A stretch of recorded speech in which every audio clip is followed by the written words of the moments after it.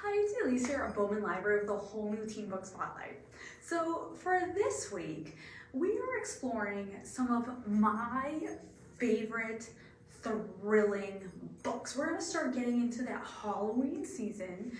It's right around the corner, believe it or not. How crazy is that? That it's already, it's almost Halloween. But we're taking a little bit of a different look at what it means to be a thrilling book. Some of the books we have this week are your thrillers, but I feel as though I have read lots of books that have that edge of your seat quality. That's kind of what I think of when I think of a thrilling book. Like you're kind of guessing what's going to happen next. You want to keep turning the page as fast as you can because you're right there with our characters. You're in depth. You're intense, and that can happen in kind of any type of book, even nonfiction, which we have a nonfiction here in our pile that's a thriller. So we have 6 thrilling titles here. Hopefully they'll inspire you to read maybe something you don't consider to be a conventional thriller, or maybe a conventional thriller is something you're looking for. So let's get started. Our first one is 10. So Meg and Minnie, they are excited when they receive invitations to this exclusive private party that's going to be held on a private island. Now, when they get there though, they realize that there are only 10 guests altogether that have been invited. And they think that's a little strange, but hey, it makes it even more exclusive. It's then that the weather starts to deteriorate and they realize that there is no way to get off this island.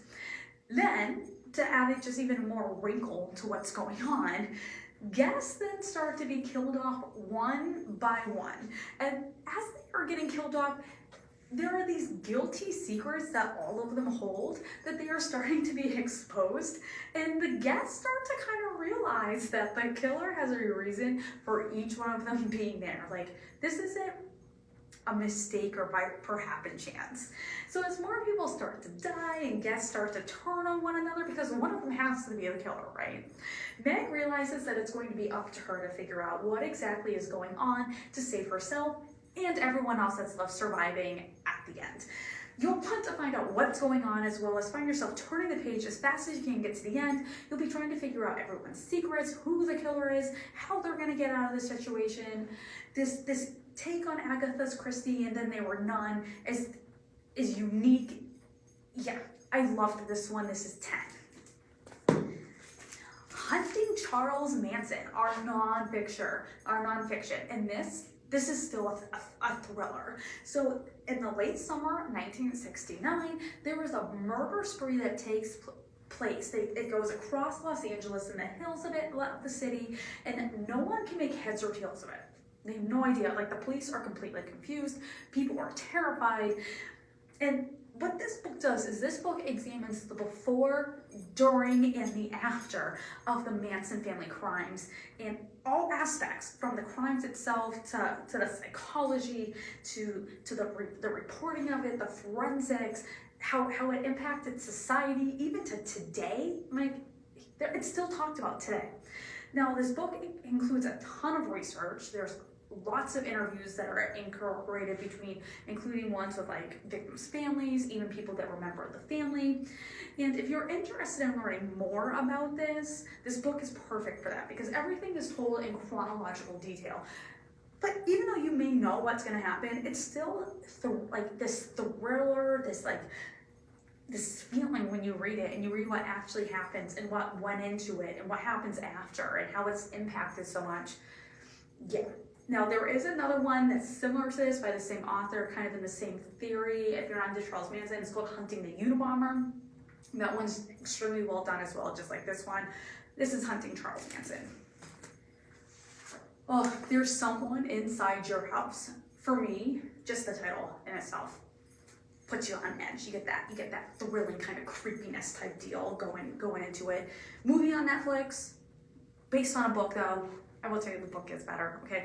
So there's someone inside your house, high school senior Makani Young. She's just moved from Hawaii to Nebraska, basically polar opposites. And she's doing the best she can fit in while trying to forget her troubled past. There's a reason why she's now living in Nebraska. This starts to prove a little difficult though, because as when she gets there, members of the senior class, they start to be murdered in these pretty horrific fashions, and there does not seem to be any sort of pattern or a suspect. When Makani finds herself a target of this murder, she is just as surprised as everyone else because she is like the new kid in town that no one really knows anything about her, including like her name. But she starts to think or wonder, could be what's happening to her, like her being the target. Is it have something to do with the secret that she's keeping from everyone about her past? This slasher horror mystery will keep you on the edge of your seat. There's legit, you know, it's like if you've ever been home by yourself and you hear a noise, there's that quick reaction, like, oh my gosh, there might be someone in the house, or what would you do if someone's in the house? Yeah, this will have you on the edge of your seat. You'll be trying to figure out who the murderer is. Yeah. Sorry, there's someone inside your house. The Monstrumologist. Now this is a thriller and more of a horror, gory, creepy kind of way. Okay, so if that's kind of what you're into. Okay, so it's the 19th century in New England, and Will is an orphan who is also the apprentice of this man who's called Dr. Pellamore Warthrop. And Dr. Warthrop calls himself a monstrumologist. Now, Will helps the doctor to hunt monsters. And when a grave robber drops off a corpse of a young girl that has had something strange happen to it, yeah. When I mean strange, I mean the body that he dropped off is actually the body of a monster who was eating a girl. Yeah, I told you, not for the faint of heart. There's some horror and gore in this one. So the doctor, he starts digging into this monster, literally and figuratively. The doctor discovers that the monster is called an anthropyge. It's this headless monster that feeds through a mouth on its chest. And yeah, there's no head. Like, its mouth is here. And the numbers of this monster are increasing, and it's going to be up to Will and the doctor to stop them. Now again, this book is not for the faint of heart. There's some pretty graphic descriptions of some gore in here, but if that's what you're into something that you're going to turn the page as fast as you can. You're not afraid to be grossed out. This is the first in a series. There are 5 books altogether. The series is completed. It's by the same author who then went on to write The Fifth Wave, so if you like that, yeah, same author.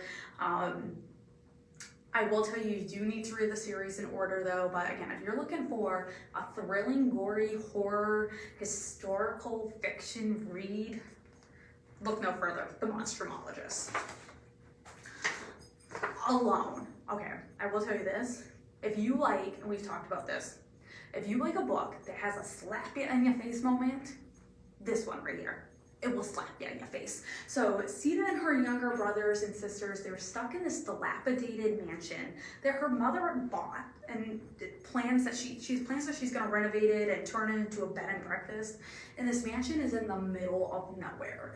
Now, this mansion used to also be, because it's in the middle of nowhere, you know, just to add a little more to the creepy factor, this mansion used to be home to this murder mystery theater. And because of that, when they abandoned the house, left all these weird sort of props around the house, and Sita is convinced the house is haunted.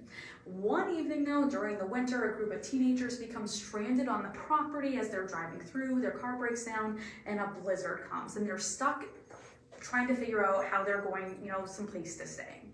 Sita is ready to make friends. She's been alone. She wants to meet these people. So Sita's mother decides that since now that there are guests at the house, she wants to make their time there a little more exciting and fun. And she decides, she sets up this scavenger hunt style party that will allow everyone to explore the house. And that's when things start to get out of control. And people actually start turning up dead during the scavenger hunt, meaning that someone in the house is a killer. And again, this book will slap you in your face. Like, I promise you, it pays off. If you want an ultra spooky suspense thriller, this is the one for you. Yeah, if you read it, come talk to me, because, yeah, alone.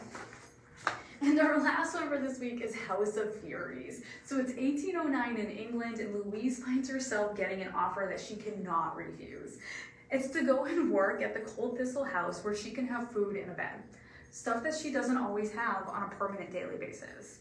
When she gets there though, she cannot believe what she sees. First off, the staff is very strange.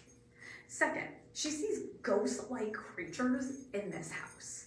And then she finds out that this is just your normal house. This is actually a boarding house for spirits who have committed horrible misdeeds like in their actual life. And the spirits are there then to receive justice, and Louisa does not know what to think or do. Yeah. This is the gothic horror thriller that will leave you wondering how much is actually too much justice and when does it end. It's the first in a trilogy. You do need to read them in order, okay? House of Furies is the first one. But yeah, if you like a good creepy gothic horror that will make you think about things we're pondering that are in our news and society today. Yeah, House of Furies. So these are just 6 of the books that we have here at the library. They're some of my favorite thrillers. And again, keep in mind, a thriller doesn't have to be what is considered a traditional spooky, scary thriller. Some of them are, but some of them aren't. So I encourage you to come on out, check out one of these, or we can help you find maybe some other thriller-esque book you're looking for to kind of start getting you into that Halloween spirit mood, okay? Yeah, that's what we're here for. Try to get you going, ready for Halloween. I hope you have an amazing week, and I hope you tune back when we have a whole new teen book spotlight.